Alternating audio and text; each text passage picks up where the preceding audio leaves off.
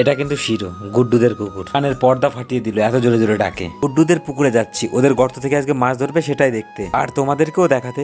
হাঁটতে হাঁটতে চলে এলাম পুকুর পাড়ে।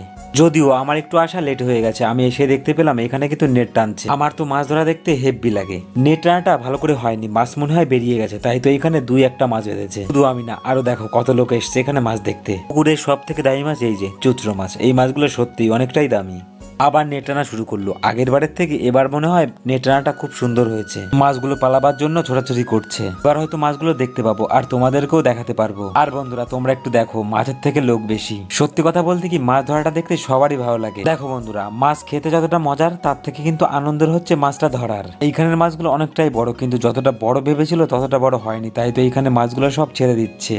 এই পুকুরটায় একটা চিতল মাছ আছে, যেটা এখনো পর্যন্ত ধরা পড়েনি। মাছগুলো যেভাবে লাফালাফি করছিল, আমি তো প্রথমে ভেবেছিলাম চিতল মাছটা হয়তো ধরা পড়েছে। চিন্ময় একটা সিলভার কাপ ধরেছে। মাছটার সাইজটা অনেকটাই বড় ছিল। এই সাইডেও আসবার পর দেখতে পেলাম এই সাইডেও মিডিয়াম মাছ। বড় সাইজের মাছ বলতে শুধু সিলভার কাপটাই দেখলাম। ভাবলাম চিতল মাছটা দেখবো, দেখি দেখা যায় কিনা।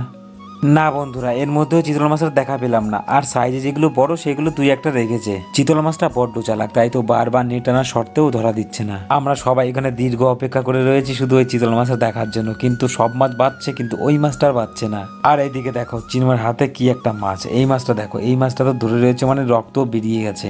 এটা কিন্তু সেই সিলভার কাপ। আর চিন্ময়ের দুষ্টুমি দেখো, শুধু দুষ্টুমি করে। আর বন্ধুরা লাস্টে দেখো এই মাছটার সাইজটা দেখো কেমন। চিন্ময় বলছে অডিয়েন্সদের আমরা দু হাত দিয়ে দুটো মাছ দেখাবো। দেখো বন্ধুরা সাইজ দুটো দেখো, দু হাত দিয়ে দুটো মাছ। গুড্ডুদের এই পুকুরে রুই কাতলা আর এই সিলভার কাপ, এই তিনটে মাছই বেশি ছিল। দেখো বন্ধুরা, চিতল মাছটা আমি তোমাদের দেখাতে পারলাম না। যদি কোনোদিন ধরে তোমাদের সঙ্গে আমি অবশ্যই শেয়ার করবো। টাটা।